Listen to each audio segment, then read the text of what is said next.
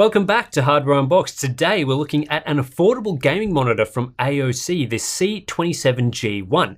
In Australia, this is currently the cheapest 27-inch 144Hz display you can get at PC K-Ski with the price of just 339 Aussie dollar dues, making it only slightly more expensive than the 24-inch equivalents. It's also quite good value in the United States at $280, which is around the mark of other 27-inch high-refresh monitors, without being, I guess, a standout value option.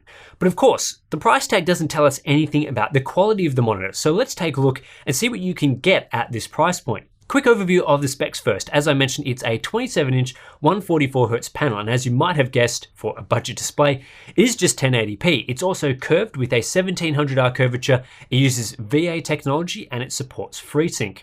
In terms of design, AOC has gone with something quite basic. The monitor is branded as a gaming monitor, but aside from a few red highlights around the place, AOC hasn't gone overboard with ugly gamer-style elements.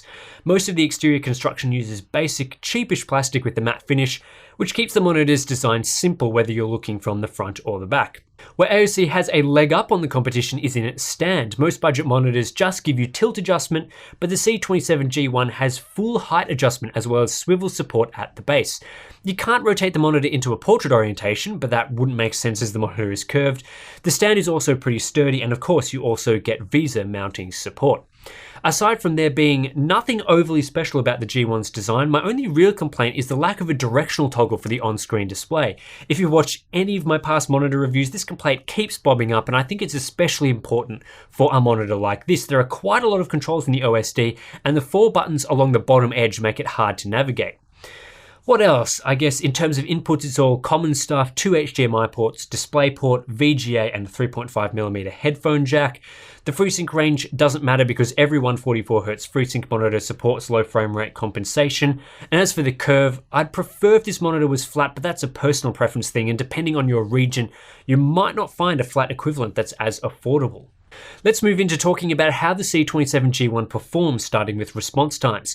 AOC is trying to fudge their response time numbers on this monitor's product page, stating it is capable of a 1 millisecond MPRT, smart response time. MPRT is just a fancy acronym for black frame insertion, which is a technique that artificially boosts the apparent clarity of the image through strobing the backlight. It's a bit of a cheat or trick, and due to the strobing backlight and brightness reduction, most people choose to game with the MPRT mode disabled, which is actually the default mode anyway. The actual response times for a VA panel are much higher than 1 millisecond, which is why companies tend to opt for dodgy metrics like MPRT to make their response time claims seem more impressive.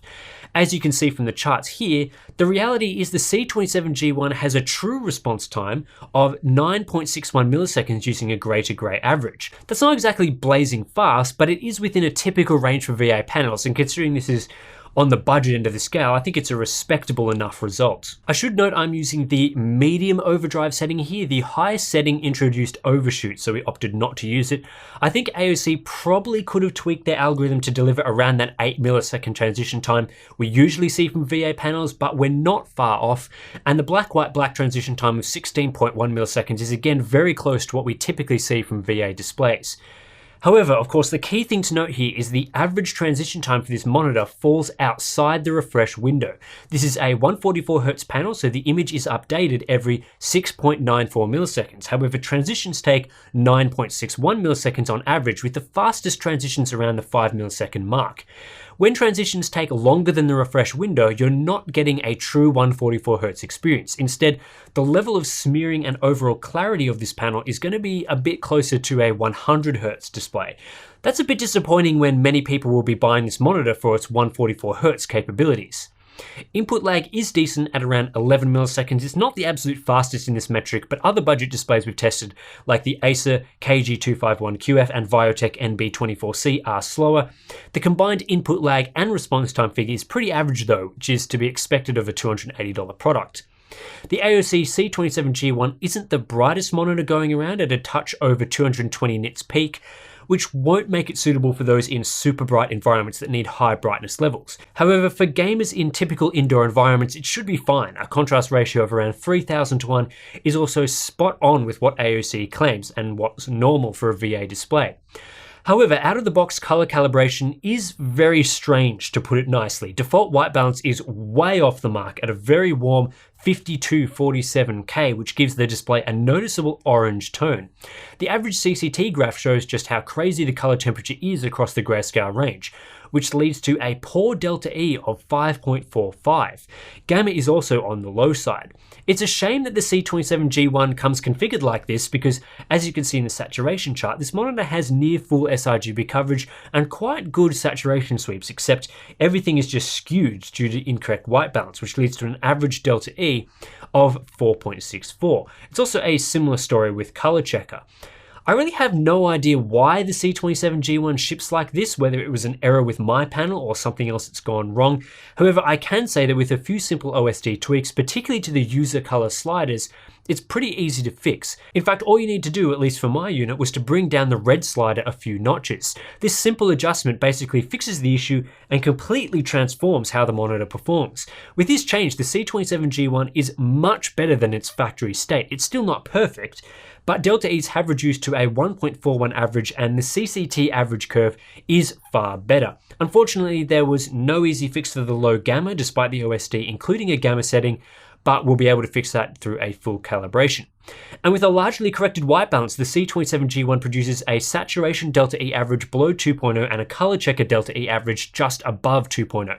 Again, I wouldn't say these results are completely suitable for professional work, but a gaming display with a delta E around or below 2.0 is pretty much what I'm after. How does the display fare with a full calibration using SpectraCal's CalMan 5?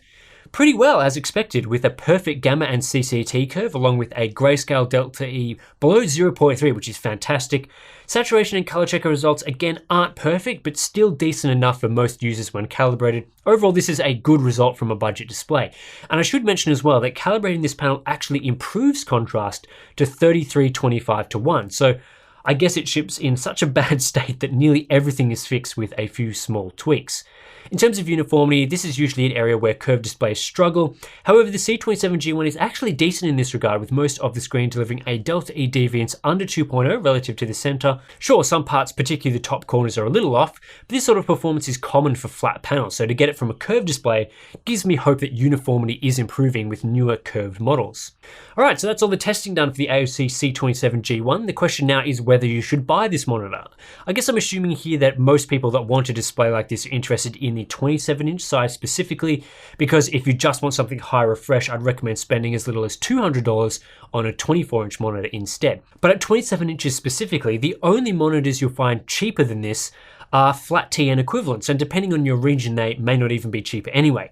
In the US, the Acer KG271 is around $25 cheaper, but in Australia, it's more expensive. And of course, then we're looking at the difference between a TN monitor and VA, and I suspect most people would prefer the VA due to its much better color quality, even if it's curved. But I do have a few concerns with the AOC C27G1 that prevent it from being an instant recommendation. Response times aren't amazing, and that keeps the budget panel from delivering true 144Hz. You'll still get a decent enough high refresh experience, but a quicker TN does provide more clarity. Out of the box calibration is also very poor. It can be fixed through some simple tweaks, but the default settings are a bit bizarre. After you fix the color issues though, the C27G1 does have some great things going for it. In particular, its height adjustable stand that many budget monitors don't offer, and a very good uniformity for a curved display. Contrast ratio and color quality are also quite good after you fix the initial issues, and that fix is pretty simple. Of course, the price is also very attractive as well. $280 is a good amount to pay for our US viewers, but in Australia and I believe Europe as well, AOC is once again delivering excellent value with this monitor. It won't blow your socks off, but considering the price, I think it's a good buy for gamers that are after a 27-inch high refresh monitor without breaking the bank. That's it for this AOC monitor review. I've got a few other monitors to test in the next few weeks, so stay tuned for that. Consider supporting us on our Patreon to get access to our exclusive Discord chat, and I'll catch you in the next one.